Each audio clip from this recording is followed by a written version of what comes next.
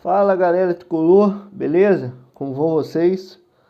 Plantão de notícias aqui do Tricolor Fanático, extraordinário, desse sábado, dia 21 de novembro de 2020, trazendo mais uma informação aí de teste positivo do coronavírus no elenco do Fluminense.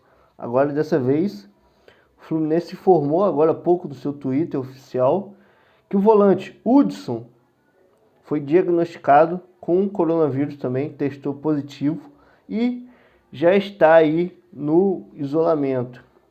Agora aí com essa notícia do Hudson também ter testado positivo com coronavírus, ele se junta aí ao Nino, ao Egídio e o Michel Araújo, né? Os jogadores do Fluminense que testaram positivo nessa última semana. E infelizmente essa é a rotina, né? Fica aqui a torcida para a pronta recuperação do Hudson e também que não surjam mais casos, né, para essa partida contra o Internacional, que por sinal pode prejudicar aí bastante, né? O Fluminense perdendo mais um titular.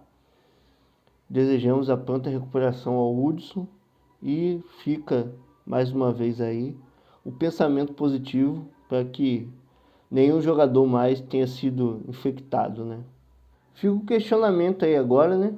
Para saber quem será o substituto do Hudson, né? Lembrando que tem a opção aí tem a opção do André, também tem o Martinelli que foi relacionado.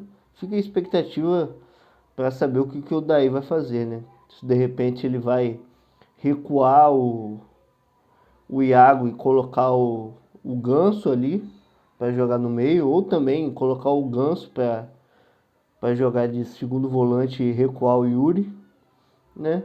Opções não temos muitas, mas as que tem, eu acho ali que dá para quebrar um galho por enquanto, pelo menos, né? E também fica a torcida, a expectativa para caso seja feita a escolha pelo André ou pelo Martinelli, que eles consigam se firmar, né? Porque a gente, mais uma vez reiterando, né? A gente deseja a pronta recuperação do Hudson, mas também é uma oportunidade aí, né? Quem sabe uma oportunidade para colocar um garoto desse e finalmente se firmar na volância do Fluminense, para o Fluminense não precisar mais depender do Hudson, né? Que apesar de fazer alguns jogos legais esse ano, né?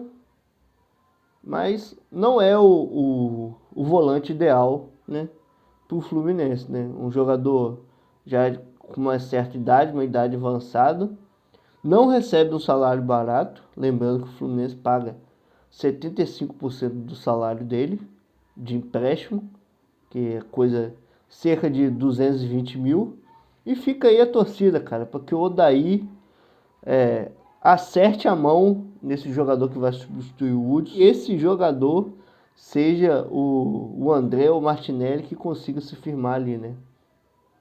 E agora não é bem uma notícia, né? É mais um desabafo de um fato que ocorreu ontem. Ontem, que foi o Dia da Consciência Negra, dia 20 de novembro. E um programa esportivo ou de palhaçada, que só pode ser palhaçada um programa desse, no SBT, comandado por uma jornalista que ficou famosa aí sendo gandula e ajudado em um gol do Botafogo aí, em um campeonato carioca, lá no início da década, 2011, se eu não me engano. Ela teve a proeza, eles estavam fazendo um debate lá sobre consciência negra, sobre o Dia da Consciência Negra, sobre a participação do negro no futebol. E já estava tudo errado porque não tinha um negro no meio dessa conversa, né? Não tinha um negro no meio dessa conversa. 4 brancos falando sobre consciência negra, sobre a importância da consciência racial, sobre o racismo.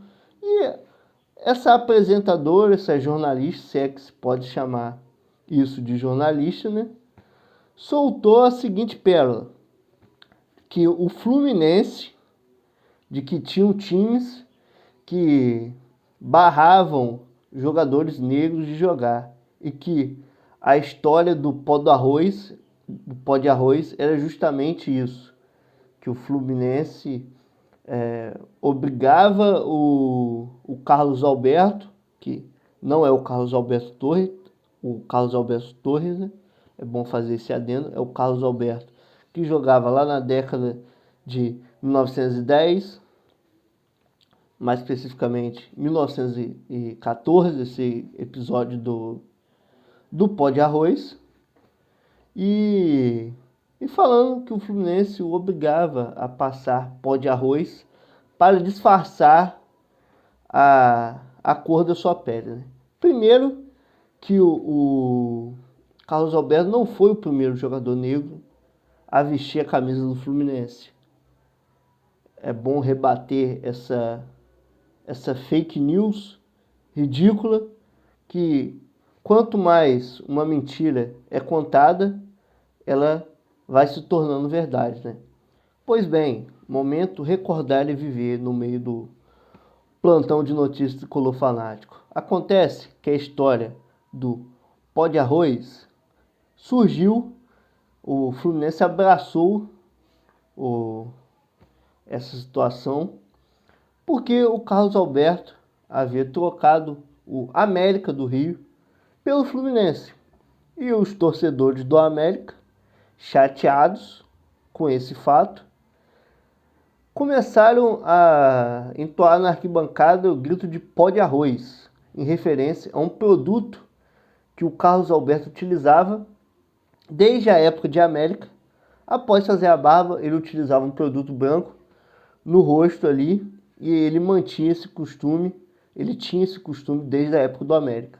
E a torcida do América, para provocar o atleta, começou a entoar pó de arroz na arquibancada, e a partir daí o Fluminense, a partir desse fato, dessa provocação dos torcedores do América, o Fluminense passou a adotar o pó de arroz nas suas festas, na festa da torcida tricolor, desse dia em diante, transformando o pó de arroz em um dos elementos aí históricos em festas da torcida do Fluminense no Maracanã em Laranjeiras.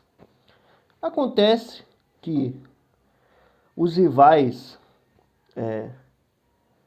para, de certa forma, atacar o Fluminense, propagam essa fake news, né, de dizer que o Fluminense obrigava o Carlos Alberto a passar pó de arroz para disfarçar a cor da pele dele. Olha só que absurdo, né? Jamais o Fluminense faria um negócio desse. Mesmo à época, o Fluminense foi um dos pioneiros a lutar para que os negros também pudessem ser inseridos no futebol. E os rivais utilizam desse fato, dessa festa com pó de arroz, para fazer essas insinuações mentirosas sobre o Fluminense ser um time racista, né?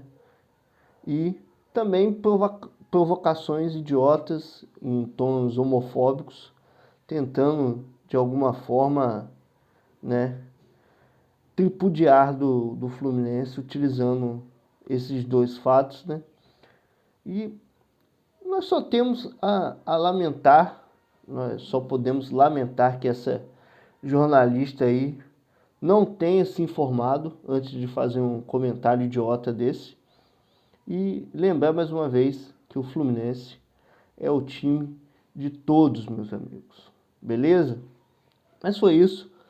Plantão de notícias barra recordar e viver rápido aí, que eu, como tricolor, né, e agora uma das várias vozes aí da torcida do Fluminense, através de um meio de comunicação, através de um canal, é nossa obrigação aí defender a instituição e levar a história do clube para você, tricolor, que está aí acompanhando, e para que a gente cada vez mais aí acabe com qualquer tipo de preconceito, né? Fica aqui o nosso agradecimento pela sua audiência. E, mais uma vez, deixa o like aí. Comenta aí no vídeo o que você acha que o Odair deve fazer, deve substituir. Quem deve dar lugar ao Hudson no time titular do Fluminense? Comenta aí. E também, com relação a esse fato aí, o que você acha? Você já sabia dessa história do pó de arroz? A real história do pó de arroz? Se não sabia, comenta aí. Se você já sabia, comenta aí também. E compartilhe, cara. Compartilhe esse vídeo para que a gente acabe com essa fake news ridícula de que o Fluminense era um time racista, e utilizava o pó de arroz para encobrir a pele preta dos seus jogadores, né? E é isso, saudações tricolores. Amanhã aí tem o pré-jogo e a opinião do jogo sob o comando de Robinho Barros. E até a próxima. A qualquer momento surgindo outra informação urgente sobre contaminação do mais algum atleta, esperamos que não, ou sobre notícia de quem vai assumir a vaga aí do Urso, a gente traz aí para vocês, beleza? Se inscrevam aí no canal Tricolor Fanático, o canal oficial dos fanáticos pelo Tricolor. Saudações tricolores, até a próxima.